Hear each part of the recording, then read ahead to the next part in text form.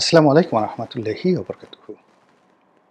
সম্মানিত দর্শক, আন্তর্জাতিক গণমাধ্যম আল জাজিরার সঙ্গে আমিরে জামাতের যে একটি সাক্ষাৎকার, এটি দেখার পরে আমার মনে হয়েছিল যে একটা কিছু সমস্যা হবে। প্রথমত যে আল জাজিরা বাংলাদেশের ব্যাপারে অতটা ইতিবাচক নয়। In general as a whole, মানে এখানে যেভাবে সন্ত্রাসবাদ হচ্ছে, এখানে যেভাবে ইসলামাইজেশন হচ্ছে, এখানে যেভাবে রাজনীতির নামে দুর্বৃত্তপনা হচ্ছে, এখানে যেভাবে রাজনীতির মধ্যে মিলিটারি ব্যুরোক্রেসি ঢুকে গিয়েছে, এটা আল জাজিরার যে এডিটোরিয়াল টিম, আমার সাংবাদিকতার যতটুকু অভিজ্ঞতা, তারা নীতিগতভাবে অ্যাজ এ হোল এই সমাজটাকে একটি নষ্ট, পচা, অপদার্থ এবং এই সমাজে ভালো কিছু গড়ে ওঠার সম্ভাবনা, এরকম একটা মন মানসিকতা তারা ধারণ করেন। ফলে কি হলো, সেই শেখ হাসিনার জমানা থেকেই আমাদের রাজনীতির যে পচা, দুর্গন্ধ যে বিষয়গুলো রয়েছে, সেই বিষয়গুলো তারা বারবার লাইমলাইটে নিয়ে আসতে চেয়েছেন। আমাদের রাজনীতির, অর্থনীতির, দেশের মানুষের চিন্তা চেতনা এবং ধর্মবর্ণের যে ঐতিহ্যগত ভালো দিক রয়েছে, সেটি আল জাজিরা, বিবিসি, সিএনএন বা পশ্চিমা গণমাধ্যম এর দৃষ্টিতে কখনোই পড়েনি। তো সেক্ষেত্রে আমাদের যারা রাজনীতিবিদ রয়েছেন, তারা কোনো সুকর্ম করার আগে, ভালো কিছু করার আগে এই ধরনের গণমাধ্যমের সঙ্গে সাক্ষাৎকার দেওয়াটা তাদের জন্য একটা বিরাট ঝুঁকিপূর্ণ বিষয়। ২ নম্বর হলো যে ধরনের গণমাধ্যম বা এই ধরনের গণমাধ্যম বাংলাদেশ সম্পর্কে ভালো ধারণা পোষণ করেনি এবং কখনোই বাংলাদেশের কোনো ইতিবাচক বিষয় নিয়ে তারা লাইমলাইটে কোনো প্রতিবেদন তৈরি করেনি, তারা ব্র্যান্ডিং করেনি। সেই ধরনের গণমাধ্যমে গিয়ে উপযাচক হয়ে, বা সেই ধরনের গণমাধ্যম যদি উপযাচক হয়ে আপনার সাক্ষাৎকার নিতে আসে, সেই ফাঁদে পা দেওয়াটাই আত্মঘাতী। এখন জয়ের একটা সাক্ষাৎকার ছাপা হয়েছে আন্তর্জাতিক গণমাধ্যম আল জাজিরাতে। আপনি স্পষ্ট লক্ষ্য করবেন যে এখানে জয়কে টার্গেট করেই এই কাজগুলো করা হয়েছে। কিন্তু যেহেতু আওয়ামী লীগ এখন ব্যাক ফুটেছে, জয়ের এই সাক্ষাৎকারটি যদি আওয়ামী লীগ ক্ষমতায় থাকতো, সাক্ষাৎকার তখন যদি প্রচারিত এবং একই কন্টেন্ট, পুরোটাই আওয়ামী লীগের বিরুদ্ধে যেত। তো যেহেতু জয় নির্বাসিত, তার রাজনৈতিক দল ক্ষমতা নেই, ফলে তাদেরকে নিয়ে মানুষের যে অ্যাটেনশন, সেই অ্যাটেনশনটা অনেকটা ইতিবাচক, মানুষ সহানুভূতিশীল। দ্বিতীয়ত, গত ১৭ মাসে ডক্টর মোহাম্মদ ইউনূসের কর্মকাণ্ড, তারপর বিএনপির কর্মকাণ্ড, জামাতের কর্মকাণ্ড, তার দ্বারা যারা ভীষণ রকম অসন্তুষ্ট, সেই অসন্তুষ্ট মানুষগুলো জয়ের এই সাক্ষাৎকারের ইতিবাচক দিকগুলো খোঁজার চেষ্টা করেছে। অনেকে তার স্মার্টনেস, অনেকে তার পোশাক, ড্রেস কোড, তার ইংরেজি বলার ধরন, প্রকৃতি, সব কিছুর ইতিবাচক যে দিক, এটি প্রচার করেছে। আর নেতিবাচক দিকগুলো কেউ যাকে বলা হয় সামনে আনেনি। এই যে সাংবাদিকতার এবং মানুষের মন মানসিকতার যে দিকটি রয়েছে, এটি জামাত বা বিএনপি অনুধাবন করতে পারেনি। তারা শুধু একটা জিনিস দেখেছে যে কেন আল জাজিরার সঙ্গে জয়ের সাক্ষাৎকার হলো, কাজে আমাকে দিতে হবে। কেন আল জাজিরার সঙ্গে সাক্ষাৎকার হলো, কাজে আমাকে আল জাজিরা না হলেও টাইম ম্যাগাজিনে দিতে হবে, আল জাজিরার চেয়ে বড় সংগঠনে দিতে হবে। এবং সেটি দিয়ে যেভাবে তারেক রহমান সাহেব ধরা খেয়েছেন, একইভাবে জামাতের আমিরও ধরা খেয়েছেন। এখন জামাতের যারা লোকজন, তারা খুব ফ্লুয়েন্টলি বলতে পারে যে না, ভালো কথা, জামাতের আমির ইংরেজি বলেছেন, জামাতের যে কথা স্পষ্টভাবে তিনি বলেছেন, সব কিছু ইত্যাদি ইত্যাদি। কিন্তু এখানে যেহেতু জামাত এখন লাইমলাইটে আছে, যে বিষয়গুলো খুব সুকৌশলে আল জাজিরা নিয়ে এসেছে, সেই বিষয়গুলো আল জাজিরা শতভাগ সফল, আর জামাত এই বিষয়গুলো আসলে অ্যাভয়েড করতে পারেনি, আর অ্যাভয়েড করা সম্ভবও নয়। যেমন ধরুন, নারী নেতৃত্ব নিয়ে আমি নিজে পার্লামেন্টে নারী নেতৃত্ব নিয়ে একটা বক্তব্য দিয়েছিলাম ২০০৯ সালে, খুব বিখ্যাত। সেই বক্তব্যটি ওই আমলে ভাইরাল হয়েছিল। আর এখন যদি পার্লামেন্ট চলতো, সারা দুনিয়া সহ এটা ভাইরাল হয়ে যেত ২০০৯ সালে। তো সেখানে নারী নেতৃত্ব সারা দুনিয়াতে কিভাবে প্রতিষ্ঠিত হয়েছে অনাদিকাল থেকে। তখন যদি সেই মানে আমি খুব তাড়াহুড়ো করে একটা নতুন সংসদ সদস্য হয়েছি, পার্লামেন্টে বলতে গেলে ওটা বোধহয় প্রথম বক্তব্য। তো পার্লামেন্টে প্রথম বক্তব্য দেওয়া এত সহজ নয়। যারা দাঁড়ান জীবনে প্রথম পার্লামেন্টের বক্তব্য দেওয়ার জন্য, তারা বুঝতে পারেন যে ওখানে কতটা কঠিন। তো কাজে আমার বুক দুরু দুরু করে কাঁপছিল। আমার যে প্রস্তুতি ছিল সেটা আমি অনেকটা ভুলে গিয়েছিলাম। তারপর আশেপাশে মানুষ যেভাবে উত্তেজিত হয়ে পড়েছিল, সেই দৃশ্যের প্রেক্ষিতে আমাকে অনেক কথা নতুন করে সংযোজিত করতে হয়েছিল, যা এখনকার প্রেক্ষাপটে সম্ভব নয়। তো তখন আমি বলেছিলাম যে হাজার ও হাজার বছরের ইতিহাসে নারী নেতৃত্ব কীভাবে এই পৃথিবীকে উন্নয়নের সোপানে নিয়ে এসেছে। রাজনীতির ক্ষেত্রে, যুদ্ধের ক্ষেত্রে নারীদের নেতৃত্ব দেয়া যাকে বলা হয় প্রাচীন। ধর্মের ক্ষেত্রে নারী কখনো নেতৃত্ব দেয়নি। তো ধর্মের ক্ষেত্রে কখনো নারী নেতৃত্ব দেয়নি, এটা জামাত সুন্দরভাবে বলতে পারেনি। শুধুমাত্র যাকে বলা হয় যে ইসলাম ধর্ম তা নয়, হিন্দু ধর্ম, বৌদ্ধ, খ্রিস্টান থেকে শুরু করে পৃথিবীর যত বিখ্যাত ধর্ম আছে, কোনো ধর্মে কখনোই নারী শীর্ষ নেতৃত্ব হয়নি। নারীর মধ্যে কোনো নবী আসেনি, তাদের মধ্যে কোনো দেবতা আসেনি। দেবী এসেছে, কিন্তু দেবী এসেছে দেবতার সাবস্টিটিউট হিসেবে। রামায়ণ, মহাভারত থেকে শুরু করে যত রকম যাকে বলা হয় গ্রিক এপিক রয়েছে, সব জায়গাতে নারীকে যে দেবী দেখানো হয়েছে, সেই দেবীর কখনো স্বয়ংসম্পূর্ণ ক্ষমতা ছিল না। দেবতার আশীর্বাদে তারা সেই ক্ষমতা দেখিয়েছে। এই কথা জামাত কখনো বলতে পারেনি। কিন্তু যদি ফেরাউন বলেন, সম্রাজ্ঞী বলেন, যা কিছু বলেন, পৃথিবীর যত ভাইটাল পোস্টগুলো রয়েছে, সব জায়গাতেই নারীরা তাদের যোগ্যতা অনুযায়ী তারা এসেছে। কখনো নিজ যোগ্যতা বলে এসেছে, কখনো স্বামীর, কখনো পিতার পরিচয় এসেছে। তো সেক্ষেত্রে জামাতের রাজনীতিতে যদি আগামীতে এরকম কোনো রমণী, যোগ্যতম রমণী, যারা নেতৃত্বের সকল বাধা অতিক্রম করে যদি জামাতের আমির হতে পারে, হোয়াট ইজ দ্য প্রবলেম? কোনো প্রবলেম নাই।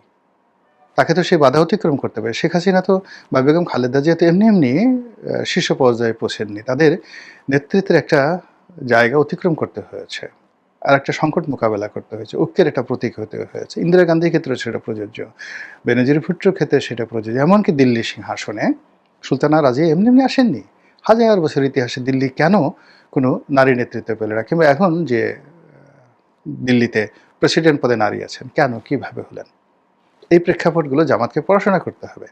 তো জামাত সেই পড়াশোনা যদি করতেন, তাদের সেই ইমানটা যদি বাড়তো, একিনটা বাড়তো, নিজেদের আত্মবিশ্বাস যদি বাড়তো, তো তিনিও বলতে পারতেন যে আগামী দিনে প্রয়োজনে সময় সাপেক্ষে জামাতের আমির হতে পারেন কোনো নারী, বা প্রধানমন্ত্রী হতে পারেন, জামাতের প্রধানমন্ত্রী হতে পারেন নারী প্রধানমন্ত্রী। কিন্তু জামাত কখনোই বাংলাদেশের গ্র্যান্ড মুফতি রূপে কিংবা কখনোই বায়তুল মোকাররমের খতিব রূপে কোনো নারীকে মনোনয়ন দেবে না। That's all. আর জানানো দরকার ছিল না। কিন্তু সেই কথা না বলে তিনি যেভাবে বলেছেন, এবং এটার সুযোগই তার যারা প্রতিপক্ষ তারা নিয়েছে। এখন জামাত নারী নেতৃত্ব মানে না, জামাত নারীদেরকে ঘরে রাখতে চায়, জামাত নারীদেরকে সেই অবগুণ্ঠনধারী বানাতে চায়, জামাত বাংলাদেশে শরিয়া আইন প্রতিষ্ঠা করতে চায়, জামাত আরও অনেক কিছু করতে চায়। তারা দেশের যে পুরো কর্মশক্তি 50% নারী, তাদেরকে সেই তালেবানি কায়দায় ঘরের মধ্যে ঢুকিয়ে ফেলতে চায়, আর শরিয়া পুলিশ দিয়ে ইরানের কায়দায় তাদেরকে চাবুক মারতে চায়। এই যে বক্তব্যগুলো, এর ফলে কি হলো, ভোটের ময়দানে, রাজনীতির ময়দানে এটা আরও দারুণ নেতিবাচক প্রতিক্রিয়া তৈরি করেছে। ইন এডিশন, আমাদের যে সমস্ত ছেলেরা বিয়ে করেনি, সারাক্ষণ প্রেমিকের পিছনে ঘুরে, এবং এক একজনের দেখা গেল যে অনেক নারী আছে যাদের একাধিক বয়ফ্রেন্ড আছে, অনেক যাকে বলা হয় পুরুষ রয়েছে বা ছেলে রয়েছে যাদের একাধিক গার্লফ্রেন্ড রয়েছে। তো এক্ষেত্রে সেই যারা নারী, যারা প্রেম করেন, বলেন তো কে না প্রেম করেন? এখন যারা প্রেম করেন তাদের পার্সেন্টেজ কত এই সমাজে? সেটা পরকীয়া প্রেম বলেন, বিয়ে পরবর্তী, কিংবা বৈধ প্রেম বলেন, সেটা ইসলামিক প্রেম বলেন, সুন্নাহ ভিত্তিক প্রেম বলেন, হালাল প্রেম বলেন, হারাম প্রেম বলেন, হোয়াট এভার মেবি, সেক্ষেত্রে এই যে নারী যে গোষ্ঠী রয়েছেন, যারা অনেকে হয়তো এ যুগে নেকাব পরে ইসলামী শরিয়া করে তার যে প্রেমের কথা, আবেদন নিবেদন শালীন ভাষায় চিঠি লিখে তার প্রেমিককে জানান, তো তারাও কিন্তু এই সময়টাতে জামাত সম্পর্কে যে ধরনের প্রচার হচ্ছে, প্রোপাগান্ডা হচ্ছে, সেই প্রচার এবং প্রোপাগান্ডা তারা ব্যবহার করে তার যারা পুরুষ প্রেমিক প্রবর রয়েছেন, সেই পুরুষ প্রেমিক প্রবর, আমি এখানে বললাম যে আমাদের এই সমাজটা কিন্তু এখন সেক্সুয়াল ক্ষেত্রে মাল্টি ডাইভার্স হয়ে গেছে। প্রচুর সমকামী আছে আমাদের এই সমাজে।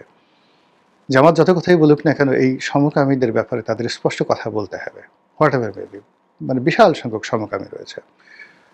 এই সমকামীর সঙ্গে সঙ্গে আবার লেসবিয়ান রয়েছে, অনেক নারী রয়েছে যারা তাদের যে শয্যার সঙ্গী হিসেবে, সঙ্গিনী হিসেবে তারা পুরুষের পরিবর্তে নারীকে বেছে নিয়েছে। অনেকে পারভার্টেড পারভার্টেড রয়েছে, শত শত, লক্ষ লক্ষ, শত শত নয়, হাজার হাজার নয়, লাখ লাখ পারভার্টেড রয়েছে ইউরোপ আমেরিকার মতো এই সমাজে হচ্ছে, যারা সীসা খাচ্ছে, ড্যান্স করছে, মদ খাচ্ছে, একসাথে গিয়ে তারা সেই বউ অদল বদল করছে। এই জিনিসগুলো বুঝতে হবে, এদের একটা করে ভোট আছে।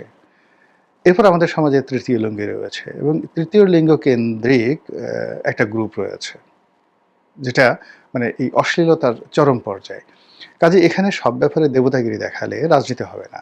সব ব্যাপারে কথা বলতে গেলে বিপদ বিপত্তি বাড়বে। দেশের ট্র্যাডিশন, মন মানসিকতা, চিন্তা চেতনা একত্র করে তাকে এই কথা বলতে হবে। পৃথিবীর সবচাইতে মানে গত 100 বছরের প্রশংসিত যে কজন রাজনীতিবিদ রয়েছেন তার মধ্যে বারাক ওবামা প্রধানতম। এই বারাক ওবামাকে সমকামিতার বিলে স্বাক্ষর করতে হয়েছিল চোখের পানি ফেলে। এটাই রাজনীতি। তো সেই জায়গাগুলো জামাত এখনো স্পর্শ করতে পারেনি। জামাতের যারা কর্তা ব্যক্তি রয়েছে তাদের যে গবেষণা সেল, সেই গবেষণা সেল আবুল আলা মওদুদি পর্যন্ত রয়ে গেছে। তাদের এই গবেষণা সেল মানে তাদেরা যাকে আল্লামা বলেন, আল্লামা হজরত গোলাম আজম রহিম আল্লাহ, তার যে ছোট ছোট চটি বই রয়েছে, সেই চটি বইয়ের মধ্যে, চটি বললাম না, মানে ছোট ছোট ওনার কতগুলো বুকলেট রয়েছে। উনি বড় কোনো বই রচনা করেছেন বলে আমার জানা নেই।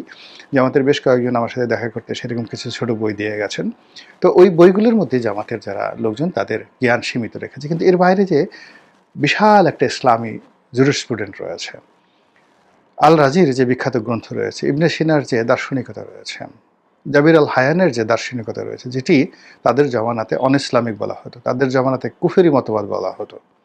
এমনকি ইমাম বুখারীর যে অনেকগুলো হাদিস রয়েছে যেগুলো ওই সময়টাতে তাকে পাগল বানিয়ে ফেলেছিল। তিনি অনেক দেশ থেকে বহিষ্কৃত হয়েছিলেন এবং তার নিজের দেশে তিনি ঢুকতে পারেননি, এবং সারাটা জীবন শেষ বয়সে তিনি অপমানিত, লাঞ্ছিত এবং কষ্ট পেয়েছেন, অনেক কষ্ট পেয়েছেন ইমাম বুখারী রহমতুল্লাহ আলাইহে। তো ইসলামের এই বিষয়গুলো তাকে বুঝতে হবে যে এখন 500 বছর পরে, 1000 বছর পরে আমরা যাদেরকে শ্রদ্ধা করছি তারাও কিন্তু তাদের জমানাতে নিদারুণভাবে নিন্দিত ছিলেন। তো এরকম এই যে আমরা এখন ইবনে কাসিরের তাফসির ইবনে কাসির পড়ি, আল বিদায়া ওয়ান নিহায়া পড়ি, এমনকি জামাত বিরোধী যে সকল শক্তি রয়েছে তারাও কিন্তু তাফসিরে ইবনে কাসির এখান থেকে উদ্ধৃতি দেন, কিংবা তাফসিরে কাবির, সেই তাফসিরে বিখ্যাত তাফসিরে কাবির। তো তাকেও যে তার স্বগোত্রের লোকজন যারা আছেন তারা মানে সমালোচনা করতেন, ঘৃণা করতেন, এটা কল্পনা করা যায়? ইমাম আল রাজিকে, তাফসিরে কবিরের লেখক, কিংবা ফাঁসি চেয়ে, মৃত্যুদণ্ড চেয়ে, প্রকাশ্যে পাথর মারার মানে ফতোয়া দিয়ে কবি নজরুলের বিরুদ্ধে যে কলকাতাতে অন্যান্য শহরে মুসলমানরা মিছিল করেছিল, এটা কয়জন জানেন? আমরা তো এখন তাকে মানে তার একটা গজল শুনে পাগল হয়ে যাই। তো যে এনিওয়ে, এখন এই জামাতকে এই জিনিসগুলো, রাজনীতি, কবিতা, সংস্কৃতি, এই জিনিসগুলো আরও অধ্যয়ন করতে হবে। আর সেগুলো করার পরে জামাতের যদি একটা গ্র্যান্ড সাকসেস থাকে, জামাতের এখন পর্যন্ত দৃশ্যমান কোনো সাকসেস নেই। তারা মানুষকে প্রতিশ্রুতি দিচ্ছে ধর্মের ভিত্তিতে একটি ইনসাফ ভিত্তিক শাসন কায়েম করার জন্য। তারা নিজেরা ব্যক্তিগত জীবনে অনেকে ভালো মানুষ বলে সমাজে একটা পরিচয় দিতে পেরেছে, কিন্তু এই ভালো মানুষগুলো কোনো পদ পদবিতে পৌঁছে, বড় কোনো পদ পদবিতে পৌঁছে ভালো কিছু কাজকর্ম করতে পেরেছে কোনো রকম নাই। আপনি ধরুন আমিরে জামাত ছিলেন যখন মতিউর রহমান নিজামী, তিনি ব্যক্তিগতভাবে সৎ ছিলেন, ভালো কথা, কিন্তু তার মন্ত্রণালয়ের অধীনিত সেই যে 10টা কসরো মামলার যে মূল এভিডেন্স, সেটা হলো তার মন্ত্রণালয়ের অধীন, শিল্প মন্ত্রণালয়ের অধীন কর্ণফুলী ফার্টিলাইজারের যে টার্মিনাল, চট্টগ্রাম বন্দরের উল্টো দিকে, সেই টার্মিনালে এই অস্ত্রগুলো খালাস হয়েছিল। তিনি অস্বীকার করতে পারবেন এই মামলায় কি তিনি ভাসেননি? কিংবা আলী হাসান মুজাহিদি, তার সমাজ কল্যাণ মন্ত্রণালয়ে বিএনপি যে সকল সিদ্ধান্তগুলো তাকে বাস্তবায়িত করতে হয়েছে, তিনি কি বলতে পারবেন যে আমি জিহাদ করেছিলাম, আমি মেনে নিইনি, আমি পদত্যাগ করেছি? করেননি। তিনি ব্যক্তিগতভাবে ঘুষ খাননি, এটা হলো তার ব্যক্তিগত সিদ্ধান্তের ব্যাপার। কিন্তু যারা মুজাহিদ, যারা বিপ্লবী, তারা সমাজে পরিবর্তন আনেন, নজির স্থাপন করেন। জামাত কি এরশাদ জামানাতে কোনো নজির স্থাপন করতে পেরেছে? শেখ হাসিনার সঙ্গে তারা কি নেগোসিয়েশন করেননি? এরশাদের সঙ্গে স্বৈরাচার নেগোসিয়েশন করেননি? এরশাদের সঙ্গে বন্ধুত্ব করেননি? তারা কি ইয়াহিয়া খান, তারপরে টিক্কা খান তাদের সঙ্গে নেগোসিয়েশন করেননি? অন্যায়ের তারা অ্যালাইড হননি? তারা কি পাকিস্তান জমানাতে তারা সেই পাকিস্তান সরকারের প্রথমে অ্যালাইড, তারপরে তারা শত্রু হননি? তারা কি পাকিস্তানের সৃষ্টি বিরোধিতা করেননি? বাংলাদেশ সৃষ্টির বিরোধিতা করেননি? তো মানে ইতিহাস কি বলে? জিরো। তারা সৌদি আরবে এরকম ১০০ বছর যাবৎ রীতিমতো তাণ্ডব চালিয়েছেন। এখন সৌদি আরব ধরে ধরে মানে বর্তমান মোহাম্মদ বিন সালমান ধরে ধরে জামাতের যারা পন্থী তাদের দেশে রয়েছে তাদেরকে জেলে পুরছে। এবং এই যে জামাতের যে মতবাদ, সৌদি আরবে যে মতবাদটি রয়েছে রাজনৈতিক মতবাদ, এই মতবাদটিকে মানে সৌদি সরকার রীতিমতো গর্হিত অপরাধ মনে করে। তারা ইখওয়ানে মুসলিমিন, মুসলিম ব্রাদারহুডের কোনো কার্যক্রম সৌদি আরবে চালাতে দেয় না। এমনকি তুরস্কের একই পার্টি সেই মতাদর্শের, তাদেরকে সৌদি আরবে কোনো কর্মকাণ্ড করতে দেয় না। এবং এই রাষ্ট্রগুলোর সঙ্গে সৌদি আরবের সম্পর্ক ভালো না। তো বোঝার চেষ্টা করুন যে জামাতি মতবাদ মানে ওহাবি মতবাদ, সেই মতবাদের উপর একটি রাষ্ট্র প্রতিষ্ঠিত হয়েছে। সেই রাষ্ট্র প্রতিষ্ঠিত হওয়ার পর প্রায় অলমোস্ট 300 ইয়ার্স পর বা 250 বছর পর এখন সৌদি আরব বলছে যে না, এটা আমাদেরকে শেষ করে দিয়েছে। এই মতবাদ আমাদেরকে সারা পৃথিবী থেকে আলাদা করে দিয়েছে। আমরা সুন্নিয়তে ফিরতে চাই। এই যে থিওলজি, এই যে টার্মিনোলজি, এই টার্মিনোলজি সম্পর্কে জামাতকে আরও অনেক কিছু জানতে হবে। তারপরে যদি তারা কোনোদিন সরকার গঠন করে 5টা বছর, তারা যদি বলে যে না আমরা সরকার গঠন করে এই দেখো হযরত উমরের মতো একটা লিগেসি তৈরি করেছি। উমর ইবনুল হাফসুন, আপনারা জানেন উমর ইবনুল হাফসুনকে? সেই উমর ইবনুল হাফসুনের মতো আমরা একটি ইতিহাস রচনা করেছি। আমরা খলিফা দ্বিতীয় উমর ইবনে আব্দুল আজিজ তার মতো করে একটি লিগেসি তৈরি করেছি। আওরঙ্গজেবের মতো একটি লিগেসি তৈরি করেছি। তখন তারা আল জাজিরাকে ডেকে বলতে পারে আসো আমাদের সাক্ষাৎকার নাও। আমরা সালাউদ্দিন আইয়ুবের মতো, সালাউদ্দিন আইয়ুবী একজন কুর্দি ছিলেন। মুসলমানরা নীতিগতভাবে কুর্দিদেরকে পছন্দ করে না, কিন্তু তার বীরত্ব এমন একটা লিগেসি তৈরি করেছে সারা পৃথিবীর সমস্ত মুসলমান সেই সালাউদ্দিন আইয়ুবীর পতাকা তলে তারা সমবেত হয়েছে। আবার কুতুবউদ্দিন বাইবার্স বা সুলতান কুতুস মামলুক সম্রাট, দুজনই মামলুক, একজন সিরিয়াতে আর একজন মিশরে। তো তারা যখন হালাকু খানের সেনাপতির বিরুদ্ধে বা হালাকু খানের বিরুদ্ধে অস্ত্র তুলে ধরেছিল, সারা মুসলিম জাহান তাদের অস্ত্রের নিচে যাকে বলে মাথা নত করে আনুগত্য দেখিয়েছিল এবং যুদ্ধ করেছিল। এবং তারা কেউ বলেনি যে আমরা দাস বংশের অধীনতা করতে পারবো না। তারা ওইভাবে তাদের লিগেসিটা প্রতিষ্ঠা করেছিল সুলতান বাইবার্স, রুকনুদ্দিন বাইবার্স, মামলুক সুলতান। তো জামাতকেও ঠিক একইভাবে যদি জামাত সেই লিগেসি তৈরি করতে পারে, তাহলে চরমোনাই থেকে শুরু করে আটরশি থেকে শুরু করে বাংলাদেশের প্রভাবশালী দরবার যেগুলো রয়েছে সব জামাতকে সমর্থন দেবে। সেটা তৈরি করার আগে, লিগেসি তৈরি করার আগে জামাত যতই স্বপ্ন দেখাক, সেই স্বপ্ন তো সেই যে সবাই দেখাচ্ছে, কুয়াকাটা মানে দেখাচ্ছে, একজন পীর আছেন না কুয়াকাটার পীর, সে দেখাচ্ছে, আরেকজন পীর আছে আব্বাসি, সেও দেখাচ্ছে। তো what is the difference between Abbasi and Kuakata and যাকে বলা হয় জামাতে আমিরে জামাত? কোনো ডিফারেন্স নেই, বিকজ পুরোটাই এখন কল্পনার জগতে আছে। তারা তাদের ব্যক্তিগত জীবনে, সামাজিক জীবনে, রাজনৈতিক জীবনে সফলতা দেখাতে পারেননি। আর সেই সফলতা না দেখিয়ে এরকম একটা আল জাজিরার মতো একটা প্রতিষ্ঠানে সাক্ষাৎকার দেওয়া আমি হলেও অন্তত দিতাম না। মহান আল্লাহ আমাদের সবাইকে হেদায়েত দান করুন এবং হেফাজত করুন। আসসালামু আলাইকুম রহমতুল্লাহি ওয়া বারাকাতুহু।